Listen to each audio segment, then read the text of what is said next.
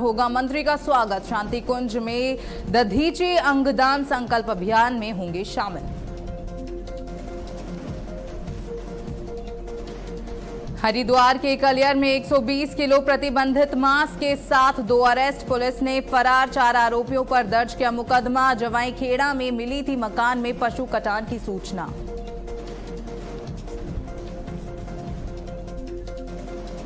रुड़की के भगवानपुर में युवक की चाकू मारकर हत्या। अस्पताल ले जाते समय युवक ने तोड़ा दम। आरोपियों की तलाश में जुटी पुलिस।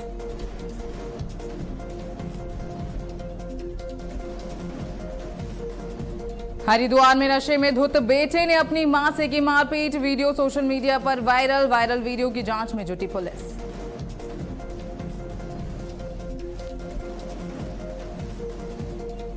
मॉनसून से पहले चंपावत में जारी हुआ हाई अलर्ट। संभावित आपदा से निपटने को प्रशासन पूरी तरह तैयार। डीएम ने दिए अलर्ट रहने के निर्देश।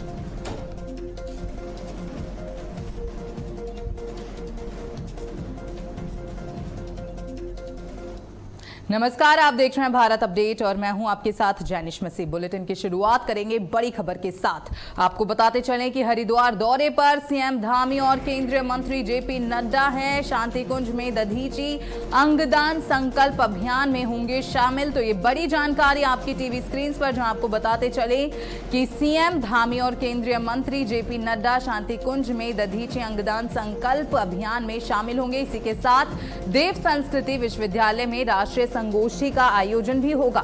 आपको बताते चलें कि मुख्यमंत्री धामी प्रदेशवासियों को संबोधित भी करेंगे। साथ ही जॉली ग्रांट एयरपोर्ट पर केंद्रीय मंत्री का स्वागत किया जाएगा। तो ये बड़ी जानकारी आपकी टीवी स्क्रीन पर, जहां आपको ये भी बता दें कि वीआईपी दौरे को लेकर प्रशासन और पुलिस एकदम अलर्ट है। तो हरिद्वार दौरे पर रहेंगे सीएम धामी और केंद्रीय मंत्री जेपी नड्डा। साथ ही आपको ये भी बताते चलें कि जॉली ग्रांट एयरपोर्ट पर केंद्रीय मंत्री का भव्य रूप से स्वागत होगा। वहीं आपको ये भी बता दें कि प्रशासन ने पूरी तरह से तैयारियां कर ली हैं। साथ ही वीआईपी दौरे को लेकर प्रशासन और पुलिस एकदम मुस्तैद है, एकदम अलर्ट मोड पर है। आपको बताते चलें कि सुरक्षा व्यवस्था को लेकर चाक चौबंद व्यवस्थाएं की गई हैं। तो ये बड़ी जानकारी आपकी टीवी स्क्रीन पर, जहां वीआईपी दौरे को लेकर प्रशासन और पुलिस एकदम मुस्तैद है। तो हरिद्वार में आज सीएम धामी और केंद्रीय स्वास्थ्य मंत्री जेपी नड्डा का दौरा प्रस्तावित है। साथ ही आपको ये भी जानकारी दे दें कि मुख्यमंत्री धामी जॉली ग्रांट एयरपोर्ट पर केंद्रीय मंत्री का भव्य रूप से स्वागत करेंगे। इसके बाद दोनों नेता रायवाला आर्मी हेलीपैड से देव संस्कृति विश्वविद्यालय शांति कुंज पहुंचेंगे। यहाँ वो दधीची अंगदान संकल्प अभियान की राष्ट्रीय संगोष्ठी में शामिल होंगे। कार्यक्रम के दौरान मुख्यमंत्री प्रदेशवासियों को संबोधित भी करेंगे। वीआईपी दौरे को देखते हुए हरिद्वार प्रशासन और पुलिस ने सुरक्षा के कड़े इंतजाम कर लिए हैं।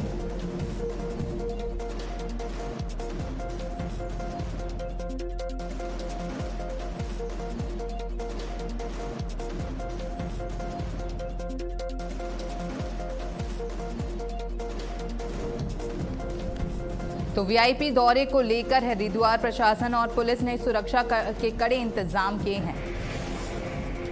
वहीं खबरों में आगे बढ़ते हुए आपको बता दें ये बड़ी खबर हरिद्वार से, जहां कलियर में 120 किलो प्रतिबंधित मांस के साथ 2 लोगों को गिरफ्तार किया गया है।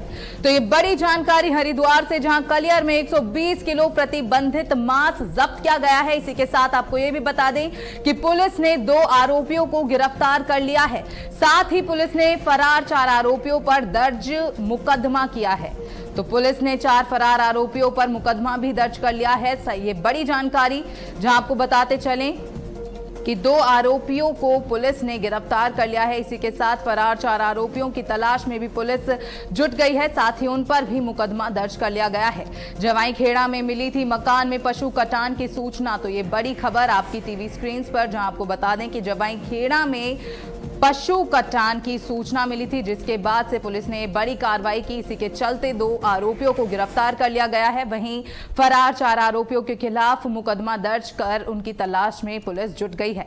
आपको बता दें कि पुलिस ने छापा मारकर 120 किलो मांस जब्त किया है। तो ये बड़ी जानकारी, जहां आपको बता दें कि पुलिस ने बड़ी कार्रवाई करते हुए 2 आरोपियों को गिरफ्तार कर लिया है। वहीं इस खबर पर ज्यादा जानकारी के साथ हमारे संवाददाता संजीव पुंडीर जुड़ चुके हैं।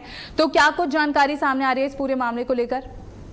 निश्चित रूप में हरिद्वार के कनेर थाना क्षेत्र का मामला है, जहां 120 किलो प्रतिबंधित गोमांस बरामद किया है। हालांकि इसमें करीब 4 लोगों के खिलाफ मुकदमा दर्ज किया गया है, जबकि 2 लोगों को पुलिस ने गिरफ्तार कर लिया है। क्योंकि हम लगातार देख रहे हैं कि हरिद्वार पुलिस गौ तस्करों के खिलाफ एक बड़ी मुहिम चला रही है, कार्यवाही कर रही है, और पुलिस ने ये भी साफ किया है कि अगर कोई भी तरह के अपराध करता है या फिर गौ तस्करी करता है, मांस की बिक्री करता है, तो उसे किसी भी हाल में बख्शा नहीं दिया जाएगा। और हाल आपके सामने है कि किस तरह से पुलिस ने तुरंत एक कार्रवाई की है। हालांकि इस कार्रवाई से कहीं ना कहीं गौ तस्करों में एक हड़कंप बचा हुआ है, और कहीं ना कहीं पुलिस का एक साफ संदेश भी है कि अगर गौ तस्करी यहाँ पर कोई भी व्यक्ति करता है तो कहीं ना कहीं पुलिस उसके खिलाफ बड़ी कार्रवाई करने का यहाँ काम करेगी। जी देखिए, देवभूमि में ऐसे जब मामले सामने आते हैं तो ये बड़े ही चिंताजनक विषय बन जाते हैं। तो इसको लेकर आगे क्या कुछ कार्रवाई की जाएगी बड़े स्तर पर? बिल्कुल, हमने देखा है कि गौ तस्करों को लेकर पहले ही एक अभियान चलाया जा रहा है, लेकिन कई तरह के सामाजिक संगठन और जो समाज सेवी है वो लगातार इस की मांग करते हैं कि गौ माता को राजमाता घोषित किया जाए। और हमने बीच में ये भी देखा है कि हाल ही में कुछ दिनों पहले मुस्लिम समुदाय के भी कुछ लोगों ने यह मांग की थी कि जो गौ है उसको गौ राजमाता घोषित किया जाए। लेकिन बावजूद इसके इस तरह की घिनौनी हरकत करने वालों के खिलाफ ही कार्रवाई की मांग की जाती है। अब हिंदू संगठनों की बात की जाए, फिर हिंदू परिषद की बात की जाए, बजरंग दल की बात की जाए, तो तमाम ऐसे संगठन है वो लगातार ही तस्करों को पकड़वाने का काम करते हैं और आगे भी इस अभियान में सहयोग का काम करेंगे। जानकारी के लिए आपका बहुत बहुत धन्यवाद।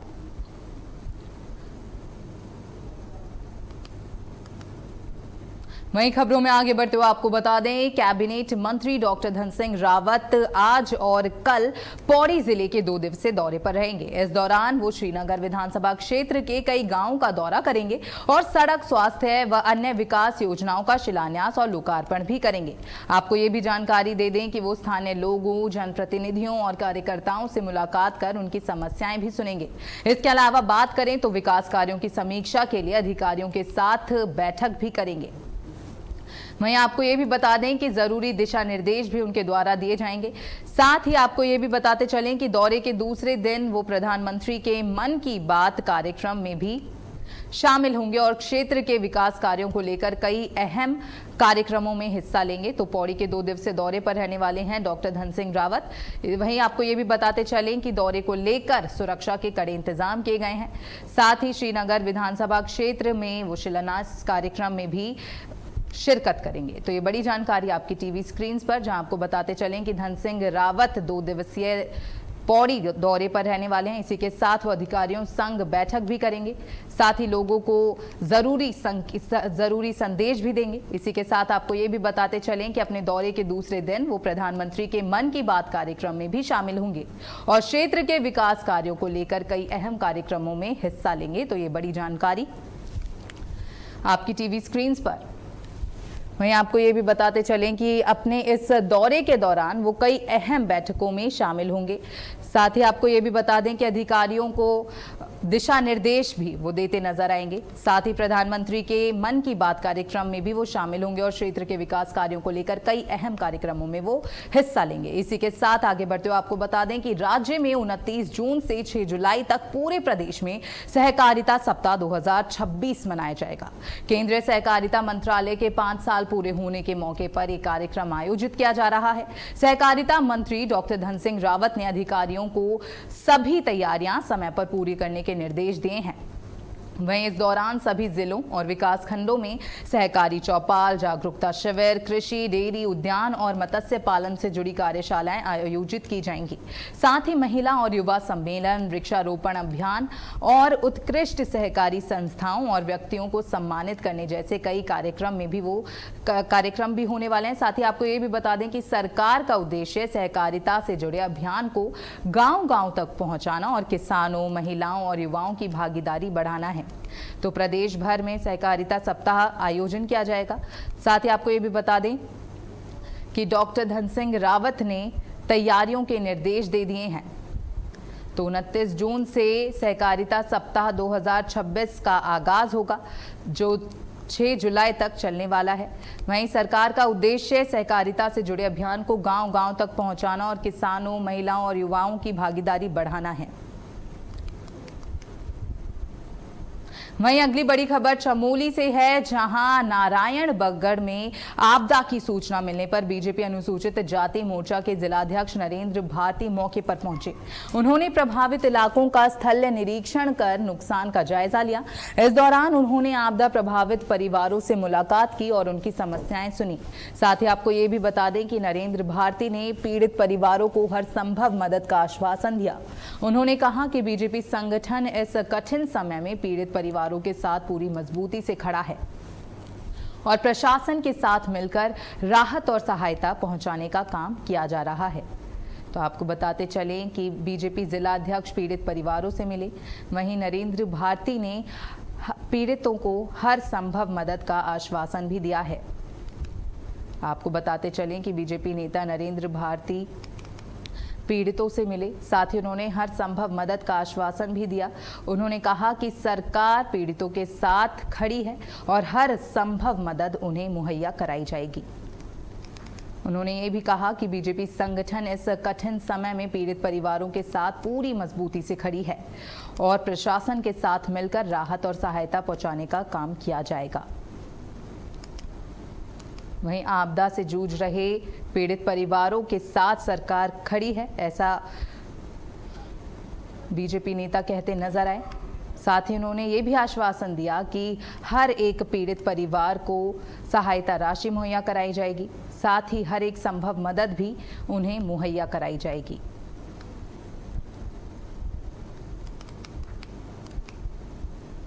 वहीं खबरों में आगे बढ़ते हुए आपको बता दें, हरिद्वार में जमीन घोटाला मामला, विजिलेंस ने महत्वपूर्ण दस्तावेज जब्त किए। तो ये बड़ी जानकारी, जहां हरिद्वार में जमीन घोटाला मामला सामने आया है। इसी के साथ आपको बताते चलें कि विजिलेंस ने महत्वपूर्ण दस्तावेज जब्त किए हैं। ये बड़ी खबर आपकी टीवी स्क्रीन पर। आपको ये भी बता दें कि निलंबित आईएएस वरुण चौधरी समेत 10 लोगों पर एफआईआर दर्ज की गई है। कल विजिलेंस ने कई ठिकानों पर मारा था छापा। तो ये बड़ी जानकारी, जहां आपको बताते चलें कि हरिद्वार में ये बड़ी कार्रवाई हुई है, जहां जमीन घोटाला मामले में बड़ी कार्रवाई हुई है। आपको बता दें कि विजिलेंस ने कई अहम दस्तावेज जब्त किए हैं। इसी के साथ आपको यह भी बता दें कि निलंबित आईएएस वरुण चौधरी समेत 10 लोगों पर एफआईआर दर्ज की गई है। तो ये बड़ी जानकारी हरिद्वार से आपकी टीवी स्क्रीन पर, जहां हरिद्वार में जमीन घोटाला मामले में विजिलेंस ने महत्वपूर्ण दस्तावेज जब्त किए हैं। साथ ही निलंबित आईएएस वरुण चौधरी समेत 10 लोगों पर एफआईआर दर्ज की गई है। आपको यह भी जानकारी दे दें कि कल विजिलेंस ने कई ठिकानों पर एक साथ छापा मारा था। इसी के साथ नगर निगम ने 54 करोड़ में खरीदी थी जमीन। तो ये बड़ी जानकारी, जहां कृषि जमीन का मनमाना तरीके से इस्तेमाल किया गया है। आपको बता दें कि इस पूरे मामले में एक बड़ी कार्रवाई यहां होते दिखी है, जहां निलंबित आईएएस वरुण चौधरी समेत 10 लोगों पर एफआईआर दर्ज कर ली गई है। वहीं इस पूरे मामले को लेकर लगातार आगे की कार्रवाई जारी है। तो आपको बता दें कि कृषि जमीन का मनमाने तरीके से इस्तेमाल होता था, यह आरोप लगा है। इसी के साथ 10 लोगों पर, इस पूरे मामले को लेकर 10 लोगों पर एफआईआर दर्ज कर ली गई है। साथ ही नगर निगम ने 54 करोड़ में ये जमीन खरीदी थी। तो ये बड़ी जानकारी, जहां आपको ये भी बताते चलें कि कल विजिलेंस टीम ने कई ठिकानों पर एक साथ छापा मारा था, जिसके बाद ये बड़ी कार्रवाई, जहां निलंबित आईएएस समेत 10 लोगों पर एफआईआर दर्ज कर ली गई है। साथ ही इस मामले में आगे की कार्रवाई लगातार जारी है।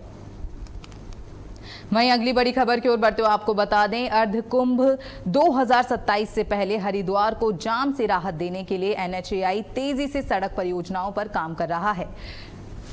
51 किलोमीटर लंबी स्पर टू हरिद्वार परियोजना का करीब 92% और 15 किलोमीटर लंबे हरिद्वार बाईपास का लगभग 77% काम पूरा हो चुका है। इन परियोजनाओं के पूरा होने के बाद दिल्ली, मेरठ, सहारनपुर और पश्चिमी उत्तर प्रदेश से आने वाले श्रद्धालुओं को हरिद्वार पहुंचने में आसानी होगी। वहीं शहर के अंदर ट्रैफिक का दबाव कम होगा और हर की पौड़ी, चंडी चौक समेत कई प्रमुख इलाकों में जाम से राहत मिलेगी। वहीं बता दें कि एनएचएआई इन मार्गों पर आधुनिक ट्रैफिक मैनेजमेंट सिस्टम भी लागू कर रहा है, ताकि अर्धकुंभ के दौरान यातायात सुचारू और सुरक्षित बना रहे। तो ये बड़ी जानकारी, जहां आपको बताते चलें कि स्पर टू हरिद्वार परियोजना का काम 92% पूरा हो चुका है। साथ ही इससे श्रद्धालुओं को अब सुगम सफर मिलेगा। तो अर्ध कुंभ की तैयारियां अपने चरम पर हैं। वहीं अगली खबर हरिद्वार से है, जहां देव संस्कृति विश्वविद्यालय में 17 से 26 जून तक चले नशा मुक्ति भारत सप्ताह का समापन राष्ट्रीय जागरूकता कार्यक्रम के साथ हुआ। केंद्रीय सामाजिक न्याय एवं आधिकारिकता मंत्री डॉक्टर वीरेंद्र कुमार ने कार्यक्रम की अध्यक्षता करते हुए कहा कि विकसित भारत 2047 के लक्ष्य को पूरा करने के लिए नशा मुक्त, स्वस्थ और सांस्कृतिक समाज का निर्माण, इस अभियान में देश भर के 1,31,00,000 से ज्यादा लोगों ने हिस्सा लिया। कार्यक्रम के दौरान करीब 4,000 लोगों ने नशा मुक्ति रैली में भाग लिया और नशा मुक्ति की शपथ ली। साथ ही केंद्रीय सामाजिक न्याय और आधिकारिकता विभाग और अखिल विश्व गायत्री परिवार के बीच जागरूकता अभियान को और मजबूत बनाने के लिए MOU पर भी हस्ताक्षर किए गए। तो आपको बताते चलें कि नशा मुक्त भारत का इस कार्यक्रम के दौरान संकल्प लिया गया। साथ ही गायत्री परिवार और केंद्र के बीच MOU भी साइन किया गया है। वहीं अगली खबर चमोली से है, जहां राष्ट्रीय शिक्षा नीति 2020 के तहत एक अनोखी पहल की गई है। डाइट गौचर के चल रहे 5 दिवसीय समर कैंप में इस बार स्कूली बच्चे DLED प्रशिक्षुओं को सुंदर हस्तलेखन सिखा रहे हैं। इस कैंप में 62 DLED प्रशिक्षु और 100 से ज्यादा स्कूली बच्चे हिस्सा ले रहे हैं। बच्चों ने मास्टर ट्रेनर की भूमिका निभाते हुए हस्तलेखन की बारीकियां सिखाई। अधिकारियों का कहना है कि इस पहल का उद्देश्य बच्चों का हस्तलेखन सुधारना और उनका आत्मविश्वास बढ़ाना है। तो हस्तलेखन सुधारने की अनोखी पहल यहां देखने को मिली, जहां आपको बताते चलें कि बच्चों ने प्रशिक्षण की जिम्मेदारी संभाली। साथ ही आप देख सकते हैं कि इस प्रशिक्षण के दौरान बच्चे काफी खुश और उत्साहपूर्वक नजर आए।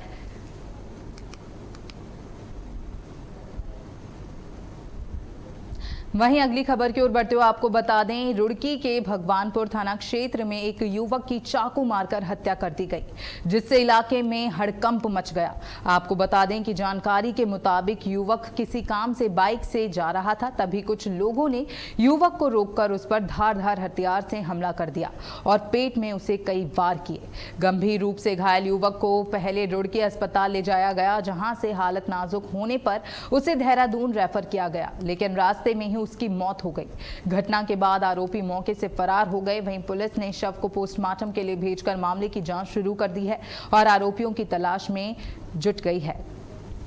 तो ये बड़ी जानकारी, जहां आपको बताते चलें कि एक युवक पर धारदार चाकुओं से हमला किया गया, जिसके बाद उसकी मौत हो गई। साथ ही आपको बताते चलें कि वारदात को अंजाम देकर आरोपी मौके से फरार हो गए, जिनकी तलाश में फिलहाल पुलिस जुटी हुई है। साथ ही आपको ये भी बता दें कि इस पूरी वारदात के बाद इलाके में हड़कंप मच गया। वहीं परिजनों का रो रो कर बुरा हाल है। तो ये बड़ी जानकारी, जहां आपको बताते चलें कि अस्पताल ले जाते समय युवक ने दम तोड़ दिया और उसकी मौत हो गई।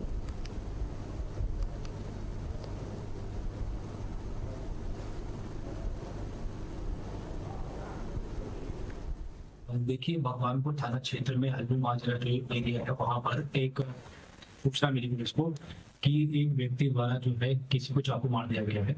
तो मौके पर पुलिस पहुंची वहां पर, और जो विक्टिम है उसका नाम मसीद है। ये घटना लगभग 11 बजे की घटना है। तो जो व्यक्ति है, जो विक्टिम था, उसको उपचार हेतु जो आरोग्य अस्पताल लेके दिया गया। वहां से आरोग्य से उसको देहरादून रेफर कर दिया गया और देहरादून ले जाते वक्त उसकी रास्ते में मृत्यु हो गई। अभी इसमें जो पुलिस और अग्रिम कार्रवाई जो भी है उसमें जो है अभी इसमें तहकीकात चल रही है और आगे की जो इसमें जो भी होगा मुकदमा दर्ज करने के बाद बाकी चीजें जो है। वहीं अगली खबर हरिद्वार से है, जहां कनखल क्षेत्र का एक वीडियो सोशल मीडिया पर तेजी से वायरल हो रहा है। वीडियो में एक युवक नशे की हालत में अपनी मां के साथ मारपीट करता दिखाई दे रहा है। वीडियो सामने आने के बाद लोगों में नाराजगी है और घटना की चर्चा हो रही है। वहीं पुलिस वायरल वीडियो के आधार पर पूरे मामले की जांच में जुट गई है। इस घटना के बाद नशे की लत और परिवार के बुजुर्गों के साथ हो रहे दुर्व्यवहार को लेकर भी चिंता जताई जा रही है। तो ये वीडियो जहां आप देख सकते हैं कि कैसे एक निर्दयी बेटा अपनी ही मां को बुरी तरह से पीट रहा है। वहीं इस पूरे वीडियो वायरल होने के बाद पुलिस इस पूरे मामले की जांच में जुट गई है। ये दर्दनाक वीडियो जहां एक बेटा अपनी ही मां को बुरी तरह से पीटता दिखाई दे रहा है। आपको बता दें कि जब से ये सोशल मीडिया पर वीडियो वायरल हुआ है उसके बाद से ही पुलिस इस वायरल वीडियो के आधार पर जांच में जुटी हुई है। तो ये दर्दनाक और बड़ी ही चिंताजनक वीडियो जहां आपको बताते चलें कि एक बेटे ने अपनी ही मां को बुरी तरह से पीटा है। साथ ही अब ये जो पूरा वीडियो है वो सोशल मीडिया पर वायरल हो रहा है। इस घटना के बाद नशे की लत और परिवार के बुजुर्गों के साथ हो रहे दुर्व्यवहार को लेकर भी लोगों में चिंता नजर आ रही है। साथ ही वायरल वीडियो की जांच में पुलिस जुट गई है। तो अपनी ही मां से मारपीट का ये वीडियो वायरल हुआ है जहां नशे में धुत बेटे ने अपनी मां के साथ बर्बरता का ये सलूक किया, जहां उसने अपनी मां को बुरी तरह से पीटता वो इस वीडियो में नजर आ रहा है। वहीं आगे बढ़ते हुए आपको बता दें, चंपावत में मॉनसून को देखते हुए जिला प्रशासन पूरी तरह अलर्ट मोड में है। जिलाधिकारी मनीष कुमार के नेतृत्व में बाढ़, भूस्खलन और सड़क बंद होने जैसी आपदाओं से निपटने की सभी तैयारियां पूरी कर ली गई हैं। संवेदनशील क्षेत्रों में सुरक्षा कार्य तेज कर दिए गए हैं और नदियों के तटबंधों को मजबूत किया जा रहा है। अस्पतालों में जरूरी दवाओं का भंडारण, दुर्गम क्षेत्रों में खाद्यान्न की व्यवस्था और राहत बचाव के लिए क्विक रिस्पॉन्स टीम भी तैयार कर दी गई है। लगातार बारिश की संभावना को देखते हुए सभी अधिकारियों और कर्मचारियों की छुट्टियां रद्द कर दी गई हैं और बिना अनुमति जिला मुख्यालय छोड़ने पर रोक लगा दी गई है। तो ये बड़ी जानकारी जहां आपको बताते चलें कि मॉनसून से पहले चंपावत में हाई अलर्ट है, जिसको लेकर सभी तैयारियां पूरी कर ली गई हैं। वहीं आपदा से निपटने के लिए प्रशासन एकदम तैयार नजर आ रहा है। आपको बता दें कि कर्मचारियों की छुट्टियां भी रद्द कर दी गई हैं। साथ ही बिना अनुमति जिला मुख्यालय छोड़ने पर रोक लगा दी गई है। तो आपको बताते चलें कि मॉनसून से पहले चंपावत में प्रशासन अलर्ट मोड में नजर आ रहा है। आपदा की अगर हम बात करें तो अभी तक समस्त विभागों के माध्यम से सभी विभाग जो है जिनमें समन्वय की आवश्यकता थी, कुल 6 बैठकें मेरे स्तर से अभी तक के अतिरिक्त आपदा के लिए जहां जहां पर बचाव के लिए जो आवश्यकताएं रहती हैं उस पर भी कार्य किया है। आपने देखा होगा कि जनवरी, फरवरी, मार्च, अप्रैल ये जो समय रहा है, खास करके अप्रैल से जून तक का जो समय रहा है, उसमें हम लोगों ने जो हमारे टनकपुर बनबसा क्षेत्र है वहाँ पे एक बड़ा कार्यक्रम चला करके हम लोगों ने व्यापक जन सहभागिता और विभागों के आपसी सामंजस्य के हिसाब से रिवर ट्रेनिंग का जो है वो कार्य उसको पूर्ण कर लिया है। इसके अलावा जो हमारी खेत खेड़ा, खाल खेड़ा वाले एरियाज हैं वहाँ पे ब्रेथवाइट कंपनी और हमारी शारदा कॉरिडोर में भी लगातार वहाँ पर कार्य हुआ है। और इसी के साथ इस बुलेटिन में फिलहाल इतना ही। आप देखते रहिए भारत अपडेट। नमस्कार।